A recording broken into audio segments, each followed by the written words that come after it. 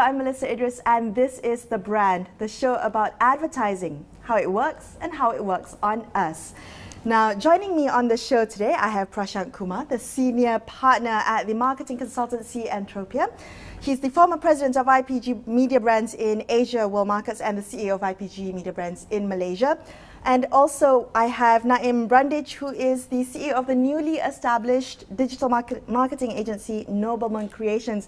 Welcome, gentlemen, to the show. Thank you. I'd also like to add, Naim was previously the Chief Marketing Officer of Invoke Malaysia. So you guys helped run Pakatan Harapan's data-driven campaign for GE14. Correct. All right. So today we're going to be looking at digital advertising. I guess this is especially current given the aftermath of the Christchurch mosque terror attack.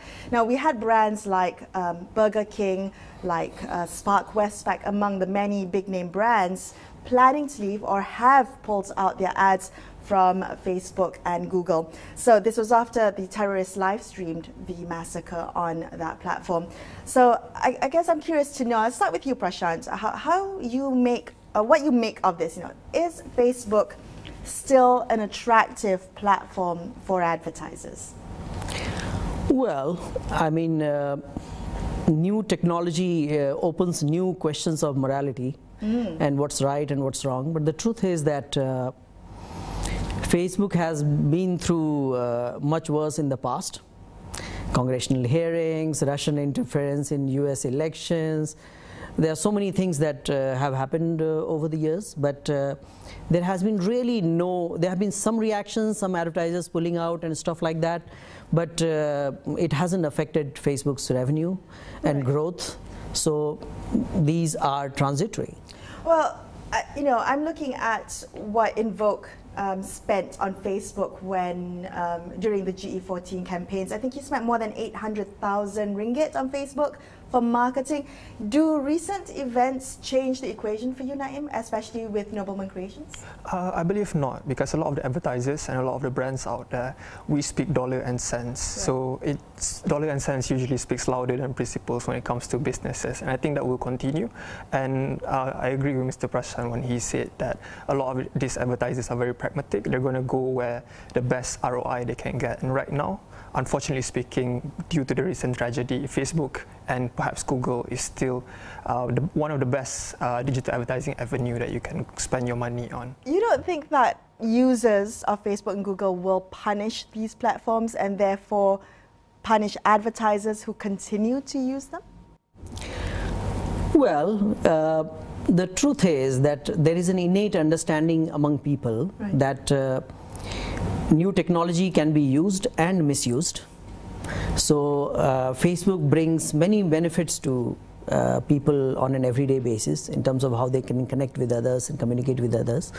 So, well, a nuclear reaction was invented as a great evolution of modern science, where it was misused as well, right? So I mean, it's being seen like that by people. It's the way people use it, right? Yeah, so evil people will misuse it. Gentlemen, do you think that the popularity of Facebook has started to wane a little bit? I mean, let's think about it, right? Prashant, you mentioned that Facebook has been through much worse. But at what point will users start to get fed up with this platform and the multiple missteps? Because we've just heard news that the Multimedia Commission, MCMC in Malaysia, has just said that they're urging Malaysians to change their passwords for Facebook and Instagram because Facebook has just admitted that they have left millions of passwords exposed in plain text. That means anyone in the company could have seen these passwords and taken them. So now we have to change our passwords for Facebook and Instagram. Don't you think that the popularity of this brand, the Facebook brand, could suffer? If you really ask me, the biggest threat to Facebook are not these events, unfortunate as they may be. The biggest threat is technological shift and generational trends. Okay. So young people these days in many countries, they are veering towards Snapchat and, for instance, Instagram. It's a Facebook platform as well, but it's different.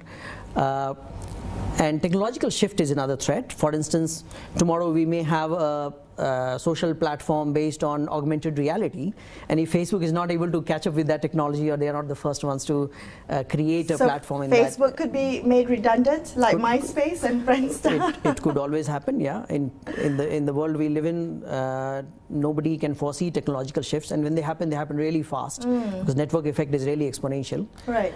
So yeah, the threat is from the generational shift in trend and technology, rather than these events. Right. Do you agree with that? I mean, you use Facebook a lot in Invoke, right? Correct. And I believe that Facebook, due to its market share in Instagram and the rising popularity of Instagram stories and Instagram stories ads, will continue to be helpful for Facebook to grow its market share in the digital advertising space.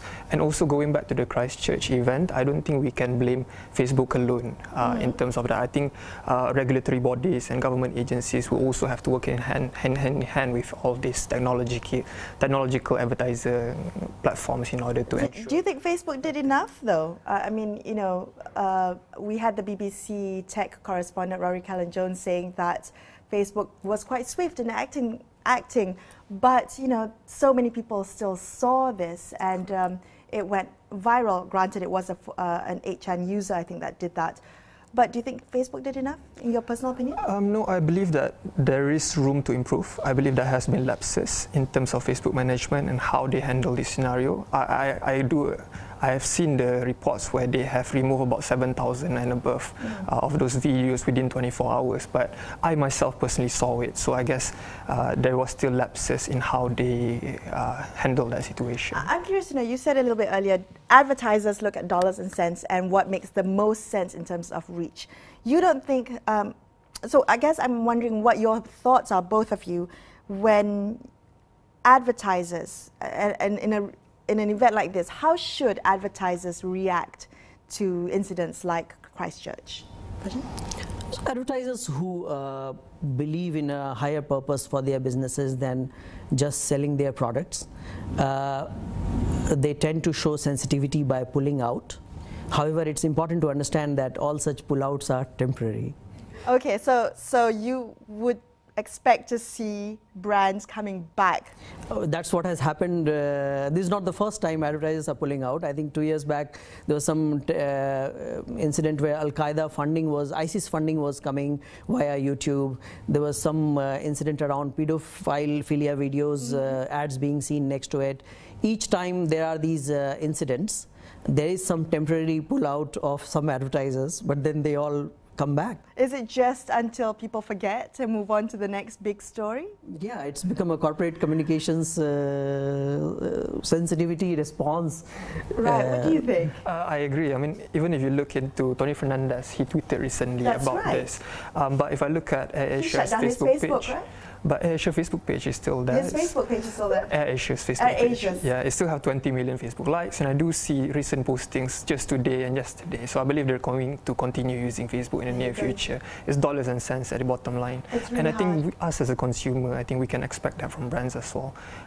There's no way they will risk losing their revenue compared to the competitors. I mean, it's louder than principles. All right, well, we're going to continue our discussion on Google and Facebook's dominant hold on ad dollars in this industry right here on The Brand. Stay with us.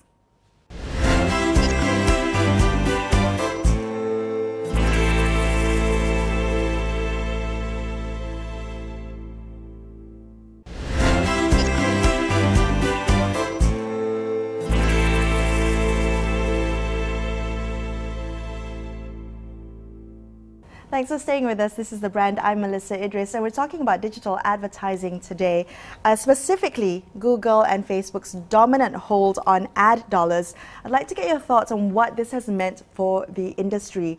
So, Prashant, I mean, you've been in the industry for some time now. You've seen it evolve. You're seeing the shift of advertisers away from traditional avenues and moving on to Facebook and Google. What has this meant for the industry? As far as marketers is concerned, it has definitely opened up new opportunities, new options. As far as publishers are concerned, the traditional publishers, of course, it has wreaked havoc. Today, the ad sales supported models of many traditional publishers are being seriously re-looked into. Right. And they are having to rethink the commercial models. So different parts of the industry, different implications. For marketers, it has meant better efficiency in certain ways. If you are an airline player or you are an e-commerce player who is also selling online, it's very easy to see that how many people are clicking on your ad and then whether they buy or not and how much revenue comes from that advertising. So it's very easy to see return on investment. Right. But which traditional media did not offer. Means you could not measure immediately, right. Dollar to dollar. So, however, if you are a brand that is mainly focusing on upper funnel and mid funnel, which is creating awareness or building desire, like let's say soft drink, you can't buy online. I mean, rare people buy online immediately. It's just about the brand awareness, right? And constantly awareness or desire and image and stuff like that. Then I think traditional mediums still are extremely strong. So there, I think there is a more level playing field in certain ways. I do want to come back to that, the purposes of advertising on social media as opposed to traditional platforms. But I want to get Naeem's thoughts on Facebook, because your work with Invoke really leveraged on Facebook and Google and Instagram as well. I do want to kind of focus on where you see Facebook positioned in Nobleman Creations, because I understand you're going to be focusing on digital marketing for SMEs and NGOs. Correct. Facebook has a lower barrier of entry, so it's probably easier for you. So you see this as a tool, right? The rise of digital media has definitely been helpful to my business, Nobleman Creation. I'm a digital advertising agency. A lot of our work is with, as you have mentioned, with Facebook and with Google. And I work with a lot of NGOs, with a lot of SMEs, and do not have the advertising expenditure that a lot of these monolith creatures, mega creatures, big brands in this industry.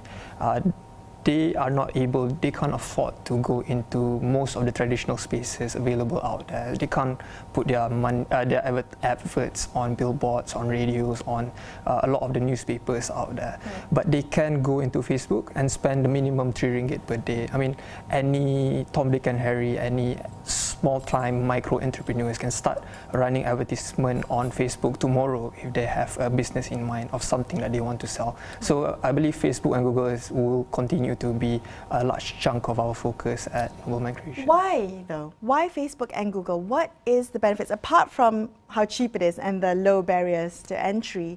What is the draw that Facebook and Google has? I think it's demand and supply.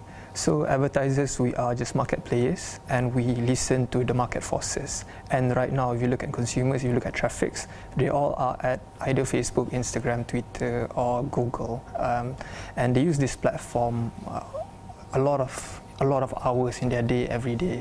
So I believe advertisers are just going where the traffic is. We're just reacting to where people are going.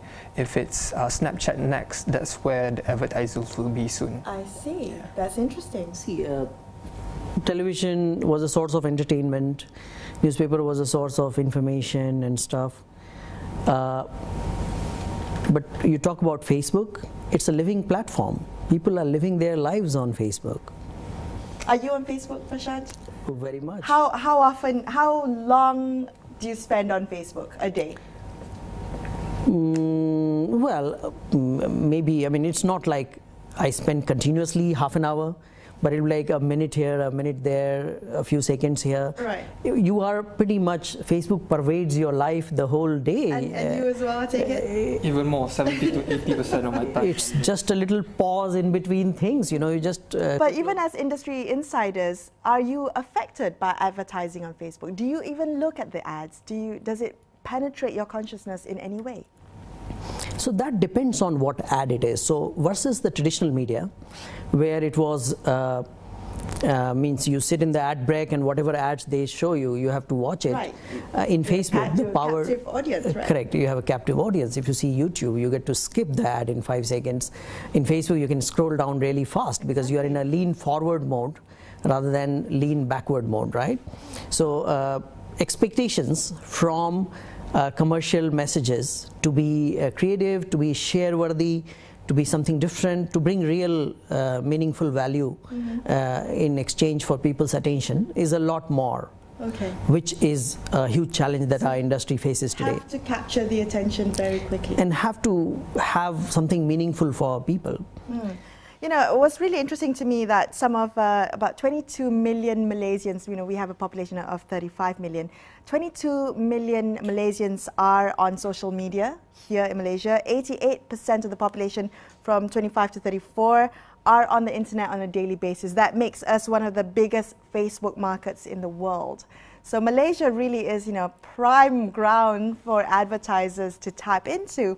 I guess I'm wondering, you know, whether consumers are spending their time online and whether the advertising is effective. Do advertisers think it's effective?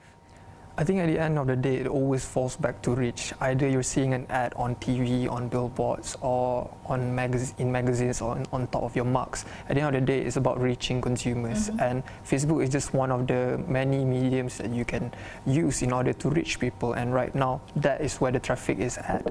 So that is where we capitalize. And if you look, no one goes on Facebook to watch an ad. No one goes on TV to watch an ad. No one reads the newspaper to look at ads, to see what new ads are coming up. This is something you are encroaching into the territory of when someone is using that platform to get information or a source of entertainment. So of course, like what Mr. Prashant has said, you're intruding their space already, so make sure they're entertained by it. Make sure you're providing value into their lives in order to make your product message comes clearly.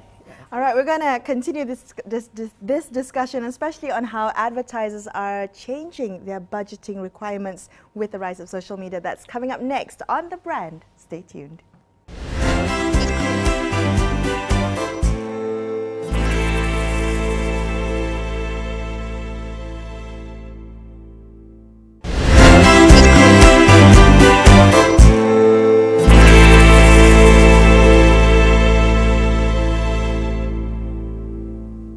Thanks for staying with us on The Brand. We're talking digital advertising today with players from the industry. We have Prashant Kumar from Entropia as well as Naim Brandich from Nobleman Creations.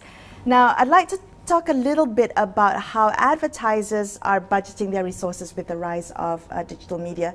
Looking at the US as an example, we have forecast by market research company eMarketer saying that for the first time this year, money spent on digital advertising will surpass money spent on traditional ads, and that's the first time ever. Yeah. So this year will be the first time ever. Do you think that this trend will spread to Malaysia, and how quickly will it come to our shores? Prashant, Naim? Well, I think we are not very far from there. Where are we at the moment? Are we close to it? I think we are pretty close. Unfortunately, digital players do not reveal their entire ad spends. However, our own estimates say that the gap is closing in pretty fast, and probably in the next 2 years we are seeing digital edX overtaking the traditional media. I'm not sure about all of the brands in Malaysia, but the ones that I've worked with at least, if I look at 5 to 4 years ago, it was 20 to 30% digital, the rest on traditional. If I look at 2-3 years ago, it was 40-60, 40% digital and 60% traditional. I'm thinking probably this year or the next, or right immediately after, it will be 50-50 or even more on digital compared to traditional. And then if you look at traditional publishers, most of them are going digital. So even traditional itself is changing as newspaper have digital online newspaper. Outdoors, you see more and more digital outdoors. Then you see a lot of OTT players now jumping on the advertising as a source of revenue. Right. I mean, this is really, I guess, the crux of the matter, isn't it? It's the data-driven marketing, and that's what Facebook and Google will have, and Amazon as well. You know, this is a shift away from the different kinds of metrics that we've been familiar with in the past. You know, Invoke was, when you were involved with Invoke, Naim, that was a huge focus of that organization. Data-driven campaigns, and I take it that Nobleman Creations will be doing the same. You're going to be using big data analytics, if I'm not mistaken. Correct, yes. So big data, I think at the end of the day, whoever controls the modern day advertising, either now or in the future, is regards to who has the most data, who has the most efficient data, the most clean data, and the most effective data. And us at Nobleman Creations, we're putting a lot of emphasis on collection, data collection, and extracting all this data at any points, any sources that we can. So as soon as we attach to a new client, we have a new data source. As long as we attach to a new partner, a new supplier, we have a new data source as well. And we're continuously trying to grow our data operation in order to give us a bit of a competitive edge compared to our competitors. Is that the trend that is going to be in the advertising industry? Is that something you foresee happening, that you're going to see a lot more of the usage of data-driven campaigns, of big data analytics? And I think it's highly desirable as well. Everybody knows that, well, at Cannes a couple of years back, P. Diddy came and he said, everybody hates advertising. I do. Truth is that advertising always would intrude on people's normal lives. And out of 10 things, maybe 1 or 2 things were relevant to you, rest were not relevant. So with the help of data, for the first time, there is a real opportunity to drive a level of relevance that's a lot higher. So maybe out of those 10 things, 6 things would be relevant to you, or 7 things would be relevant to you. And hence, advertising wastes less of your time. So this is a good thing. This is a good thing, yeah. In your point of view, it's a good thing because it narrows it down and becomes more targeted. More targeted, makes it more relevant, respects your time and attention better, and is also more efficient for advertisers because they're not wasting their money on people who are not interested really. And at the heart of the matter is data. So the collection of the data is important, the harvesting of the data and extraction, if I might add, and that's going to be what drives this industry, right? As what drives many other industries, the use of data. How are agencies like yourselves dealing with that? So, I mean, at Entropia, we believe that mass marketing happened because mass media happened, and now that media is becoming micro-targeted, mass marketing will be superseded eventually by personalized marketing personalization at scale. So people, for the last 100 years, people talked about USP, unique sales proposition. Now we talk about PSPs, personalized sales propositions. People talk about segments. Now we talk about micro audiences and micro moments and stuff. How do we tap it in order to drive up the level of relevance? And there is a more meaningful value exchange between people's time and attention and the message we are trying to show. So we have built a sizable team of data scientists, data engineers, architects who can create unified data architecture that can tell us a lot about a person's future behaviors, and it allows us to be more relevant to them. How about you? Are you going to be doing the same thing that Invoke did? Because that sounds very familiar. As opposed to building a profile for marketing, one can very easily build a profile to look at voting patterns, preferences in political parties.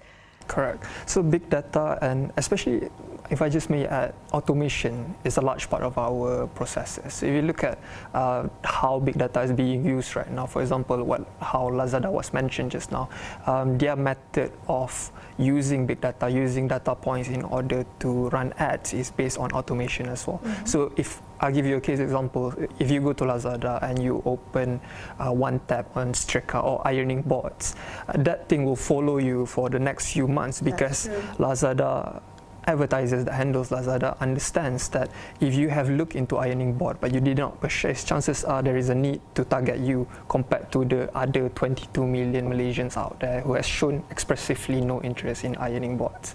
So that's a case example of what we're planning to do at Nobleman Creations, how we're trying to collect as much data as we can, trying to understand more about people. And I think a lot of one of the things that is also often overlooked in the digital space is the comments. So us the comment section. Okay. So us in Nobleman Creations, we extract all the comments that we can, not just from all of our pages, but all of the other pages that we can find. What data is in the comments? It gives you a lot of opinions in terms of how people perceive your brand. Comment section. That's a That's we have rich a tool, minefield. We have a tool called Resonance that can tell you in 5 different emotions whether people are angry, disgusted, happy, relaxed. I mean, in different emotions regarding a certain brand message, which really puts incredible power at your hand to make things more meaningful for people. So it's good for people ultimately. All right, on that note, I want to thank both of you for being on the show today. If you've missed any part of the show, you can catch it in full on awani.com. And don't forget to follow us on social media. I'll be back same time next week looking at the advertising industry right here on The Brand.